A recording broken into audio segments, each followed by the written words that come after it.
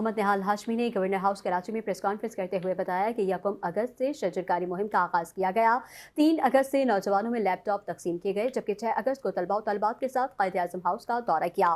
Governor Sindh نے کہا کہ 8 اگست کو گورنر ہاؤس میں مشاعرے کا انعقاد کیا گیا، جس میں ملک کے نامور شعراء نے شرکت کی، جبکہ 11 اگست کو اقلیتوں کا دن منایا جائے گا اور 13 اگست کی شب جشن آزادی کی تقریب منعقد ہوگی۔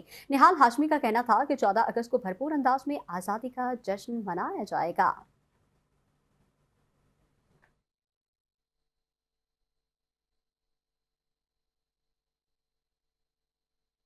جشن آزادی میں خاص کر کے میرے نوجوانوں کے لیے پیغام ہے کہ غور و فکر کیجئے کہ آپ کتنے خوش نصیب ہیں کہ آپ آزاد ملک میں سانس لے رہے ہیں، اور سوچیں ان ممالک کے لیے جہاں پہ آزادی نصیب نہیں۔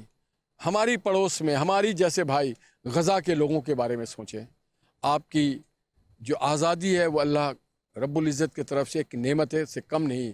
تو آئیں ہم بیٹھ کر کے ایک نیا عزم کریں، ایک نیا قرارداد کریں اپنے ساتھ، لوگوں کے ساتھ، قوم کے ساتھ، کہ ہم اپنے ملک کو کیسے آگے لے